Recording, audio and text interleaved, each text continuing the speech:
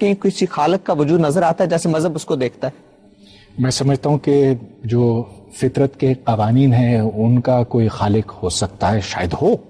Science کبھی آپ کو اس سوال کا جواب نہیں دے گی، کیونکہ سائنس کا تعلق مادی دنیا کے ساتھ ہے، ارادوں کے ساتھ نہیں ہے.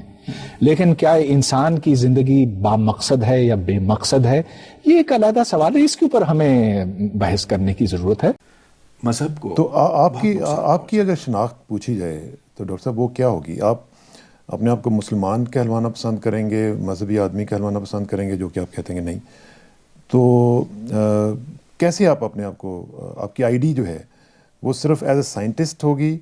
آپ کی لائف میں مذہب کی کوئی شناخت نہیں ہے؟ دیکھیے، میں ایک بہت عام سا پاکستانی ہوں، جو عام لوگ کرتے ہیں وہ میں بھی کرتا ہوں، لیکن مجھے یہ پتا ہے کہ سائنس کے اندر سائنس کرتے وقت مذہب کا کوئی عمل دخل نہیں ہو سکتا. ٹھیک.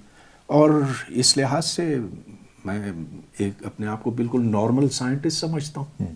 نہیں، میرا کویسچن یہ ہے کہ آپ کو، جس میں اگر کہوں گا جی میں مسلم آلسو، اور میں ساتھ ساتھ یہ بھی کر رہا ہوں، لیکن آپ وہ شناخت نہیں چاہیں گے کہ میرے ساتھ میرا جو پروفیشنل کریئر ہے اس کے ساتھ وہ لگے؟ جی، پروفیشنل کریئر کے ساتھ مذہب نہیں جڑتا.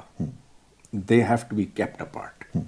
تو پریکٹیکل ٹرمز میں آپ کا پھر مذہب کے ساتھ بالکل ایسا تو رشتہ نہ ہوا نا؟ نہیں، یہ آپ نہیں کہہ سکتے. آپ یہ کہ میں مذہب کی بہت سی چیزوں کو اچھا سمجھتا ہوں، اور مثلا یہ کہ یہ ہمیں ایک سہارا دیتا ہے، اور آخر انسان کو ایک مقصد بھی اس سے مل سکتا ہے.